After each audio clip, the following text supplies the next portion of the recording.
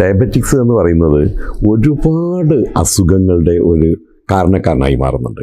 അത് പലപ്പോഴും പല വിധത്തിലാണ് ബാധിക്കുന്നത്. ചിലർക്ക് ഇപ്പോൾ വേദന പോലും അറിയാത്ത കാലുകൾ മുറിച്ച് മാറ്റേണ്ട അവസ്ഥയൊക്കെ വരുന്നുണ്ട്. അപ്പോൾ ഇതൊക്കെ എങ്ങനെയാണ് ഈ ഡയബറ്റിക്സ് കൊണ്ട് ഉണ്ടാകുന്നത് എന്ന് ഡോക്ടർ ഒന്ന് പറയാൻ പറ്റുമോ? ഡയബറ്റിസ് നമുക്കറിയാം, ഡയബറ്റിസിൻ്റെ പ്രയാസങ്ങൾ ഒരുപാട്. അതിൻ്റെ അക്യൂട്ട് കോംപ്ലിക്കേഷൻസ് ഉണ്ട്, ക്രോണിക് കോംപ്ലിക്കേഷൻസ് എന്ന് പറഞ്ഞാൽ.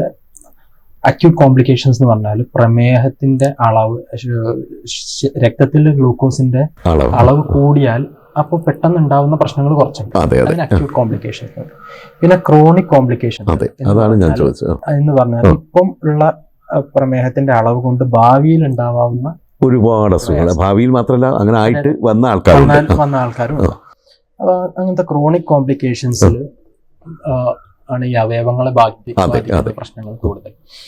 അതിൽ മൈക്രോ ആൻജിയോപ്പതികളും മാക്രോ ആൻജിയോപ്പതികളും എന്ന് പറഞ്ഞാൽ വലിയ രക്തക്കുഴലുകളെ ബാധിക്കുന്നത് ചെറിയ രക്തക്കുഴലുകളെ ബാധിക്കും. ഇപ്പോൾ നിങ്ങൾ പറഞ്ഞല്ലോ, കാല് മുറിച്ച് മാറ്റുന്ന മുറിവുകൾ, അറിയാത്ത അവസ്ഥ. അതെ അതെ, അത് പല രീതിയിൽ കാലുകളെ പ്രമേഹം ബാധിക്കാം.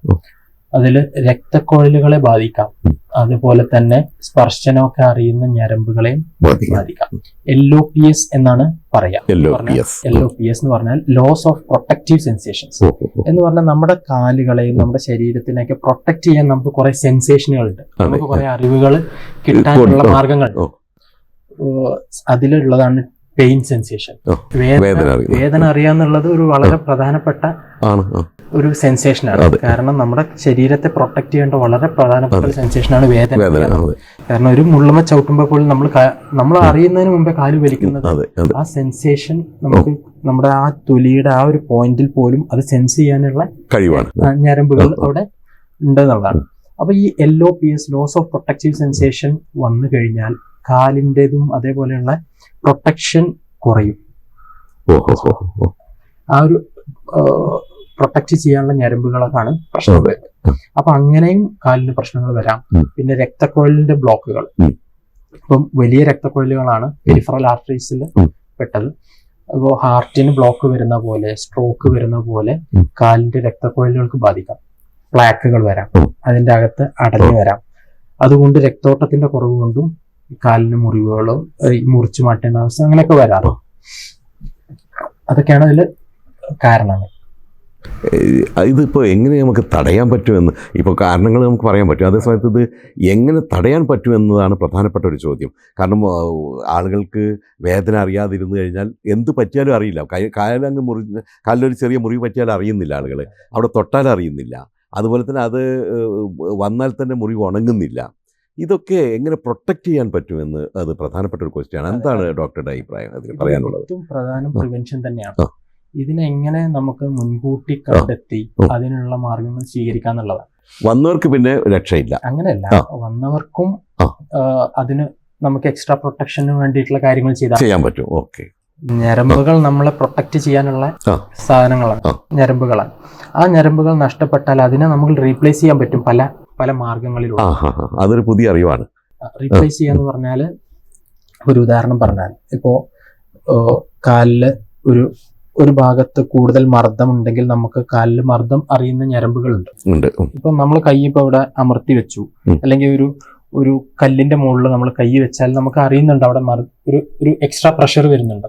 ഇതുപോലെ കാലിനും അത് അറിയാൻ പറ്റും. ഒരു കല്ലുമ്മ ചവിട്ടിയാൽ നമ്മൾ അറിയാം അവിടെ ഒരു എക്സ്ട്രാ പ്രഷർ ഉണ്ട്. ഈ പ്രഷർ സെൻസേഷന് പ്രശ്നങ്ങൾ വന്നു കഴിഞ്ഞാൽ നമ്മുടെ കാലിലൂടെ മർദ്ദം തുല്യമായിട്ട് ക്രമീകരിക്കുന്നതിന് പ്രശ്നങ്ങൾ വരും. അതുകൊണ്ട് തന്നെ തഴമ്പുകളും മുറിവുകളൊക്കെ വരാൻ സാധ്യത കൂടുതലാണ്. അപ്പൊ അതിനുള്ള പ്രൊട്ടക്ഷൻ എന്താന്ന് വെച്ചാൽ, അവിടെ മർദ്ദം അറിയാത്ത അവസ്ഥയിലും എങ്ങനെ കാലിന്റെ തൊലികളെ പ്രൊട്ടക്ട് ചെയ്യാൻ പറ്റും എന്നുള്ളതിലേക്കാണ് പിന്നെ ഇത് വന്നവർക്ക് നമ്മൾ ചെയ്യാം. വരുന്നതിന് മുമ്പ് ഇത് മുൻകൂട്ടി എങ്ങനെ അറിഞ്ഞ് അതിന് എങ്ങനെ പ്രിവെന്റ് ചെയ്യാന്നുള്ളത് നോക്കും. അസുഖങ്ങൾ വന്നതിനെ കുറിച്ച് ഡോക്ടർ പറഞ്ഞു. എന്നാൽ അസുഖം വരുന്നതിന് മുമ്പേ ഇതെങ്ങനെ തടയാം എന്ന്, എന്തൊക്കെ ടെസ്റ്റുകളാണ് ഇതിനുള്ളത് എന്നാണ് ഡോക്ടർക്ക് പറയാനുള്ളത്? ഓരോ അവയവത്തിനും അതിൻ്റെതായ ടെസ്റ്റുകളുണ്ട്. ഉണ്ട്. അതിൻ്റെ ഇനീഷ്യൽ സ്റ്റേജിൽ ചെറിയ പ്രശ്നങ്ങൾ എങ്ങനെ ഡിറ്റക്ട് ചെയ്യാന്നുള്ളത് ഓരോ അവയവത്തിനും ടെസ്റ്റുകളുണ്ട്. അത് കണ്ണിൻ്റെ അതിനുണ്ട്, കിഡ്നിയുടേനുണ്ട്, ഞരമ്പുകളുടേനുണ്ട്. ഇതിനൊക്കെ ഓരോ തരത്തിലുള്ള ടെസ്റ്റുകളാണ്. ഇപ്പോൾ ഞരമ്പിൻ്റെ ടെസ്റ്റുകൾ ഇപ്പം ഉദാഹരണത്തിന് പറയുകയാണെങ്കിൽ നമുക്ക് സെൻസേഷൻ അറിയാൻ വേണ്ടി അറിയുന്നുണ്ടോ എന്ന് നോക്കാൻ വളരെ സിമ്പിൾ ആയിട്ടുള്ള ടെസ്റ്റുകളുണ്ട്. അതിൽ സ്കാനേഴ്സ് ഉണ്ട്, പിന്നെ അല്ലാത്ത ചില ടെസ്റ്റുകളുണ്ട്. മോണോഫിലമെന്റ് ടെസ്റ്റ് എന്ന് പറഞ്ഞ ടെസ്റ്റ് ഉണ്ട്. മോണോഫിലമെന്റ് ടെസ്റ്റ് എന്ന് പറഞ്ഞാൽ സെമസ് വിൻസ്റ്റീൻ മോണോഫിലമെന്റ് എന്ന് പറഞ്ഞ ഒരു ചെറിയ ഫിലമെന്റ് ആണ്. അത് നമ്മൾ കാലുമ്മൽ അതേപോലെ ചില പ്രഷർ പോയിന്റുകളിൽ പ്രഷർ സെൻസ് ചെയ്യേണ്ട പോയിന്റുകളിൽ നമ്മളത് അപ്ലൈ ചെയ്യുമ്പോൾ അത് ഈ വ്യക്തിക്ക് അറിയാൻ പറ്റുന്നുണ്ടോ എന്നുള്ളത് നമ്മൾ നോക്കും. അത് ഒരു വളരെ എളുപ്പത്തിൽ ചെയ്യാവുന്ന ഒരു ടെസ്റ്റാണ്. പക്ഷെ അത് എത്ര ഗ്രേഡാണ് അത് അങ്ങനെ അറിയാൻ പ്രയാസമാണ് ആ ടെസ്റ്റിൽ. അതറിയാൻ അതിൻ്റെതായ സ്കാനിങ്ങുകളുണ്ട്. ഇപ്പോൾ കാലിൻ്റെതാണെങ്കിൽ, ഞരമ്പിൻ്റെത് അറിയാനാണെങ്കിൽ ബയോടീഷ്യോമെട്രി, അതേപോലെ പ്ലാന്റാർ പ്രഷർ ഡിസ്ട്രിബ്യൂഷൻ അനാലിസിസ് എന്നൊക്കെ പറഞ്ഞ സ്കാനുകളുണ്ട്.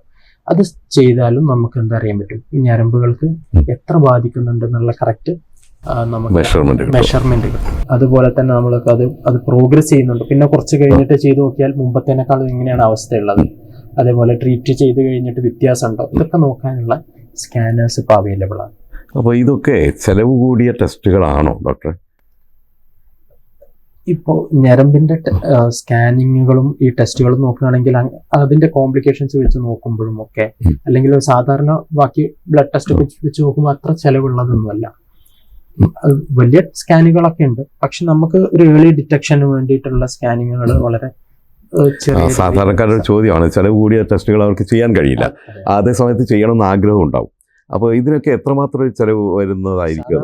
ഈ ഒരു ബയോടീഷ്യോമെട്രി, അതേപോലെ പ്ലാന്റാർ പ്രഷർ ഡിസ്ട്രിബ്യൂഷൻ സ്കാനിങ്ങും ന്യൂറോ സ്കാൻ എന്നൊക്കെ പറയും.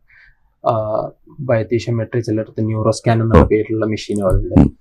അത് അതെല്ലാം കൂടെ ചെയ്തു വരുമ്പോൾ ഒരു 1000 രൂപയുടെ അകത്ത് വരുന്നുള്ളൂ ചെയ്യാവുന്ന ടെസ്റ്റുകളാണ്. അതേപോലെ അതിന്റെ മുകളിലോട്ട് പോവുകയാണെങ്കിൽ പിന്നെ രക്തോട്ടം നോക്കാനുള്ള ഡോപ്ലർ സ്കാനിങ്ങുകളുണ്ട്.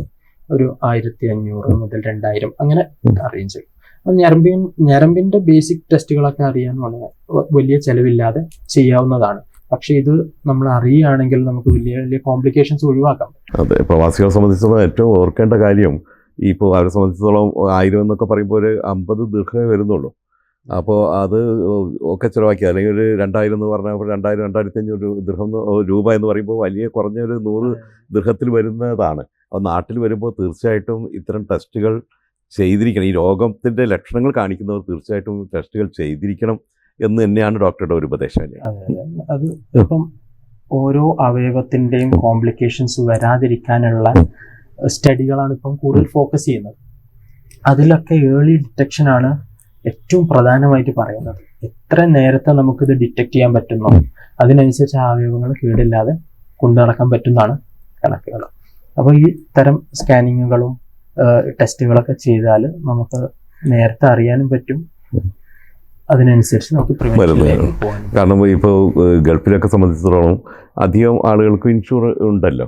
അപ്പോൾ ഈ മരുന്നുകളൊക്കെ ഉപയോഗിക്കുന്നതായിരിക്കും നല്ലത്. കാരണം എല്ലാവർക്കും ഗൾഫിലെ മുഴുവൻ ആളുകൾക്കും ഇൻഷുറൻസ് ഉണ്ട്. അവരെ സംബന്ധിച്ചിടത്തോളം മരുന്നുകൾ ഏത് കഴിക്കണമെന്നൊരു നിർദ്ദേശം കിട്ടിക്കഴിഞ്ഞാൽ വാസ്തവത്തിൽ ഒരു മരുന്ന് മാത്രമാണ് അവർ കഴിക്കുന്നത്. ഈ ഡയബറ്റീസിനുള്ള ഒരു പൊതുവായിട്ടുള്ള ഒരു ജനറൽ മെഡിസിൻ കഴിച്ച് ബാക്കി നിർത്തുകയാണ്. അത് പാടില്ല എന്നും എന്തൊക്കെ അസുഖങ്ങൾ ഭാവിയിൽ വരാൻ സാധ്യതയുണ്ട് എന്നും നേരത്തെ ടെസ്റ്റ് ചെയ്ത് കണ്ടെത്തി അതിനുള്ള പ്രിവെൻറ്റീവ് ആയിട്ടുള്ള മെഡിസിൻസ് കഴിക്കണം എന്നാണ് ഡോക്ടറുടെ നിർദ്ദേശം. തീർച്ചയായിട്ടും വളരെ വിലപ്പെട്ട ഒരു നിർദ്ദേശമാണ്. Thank you doctor.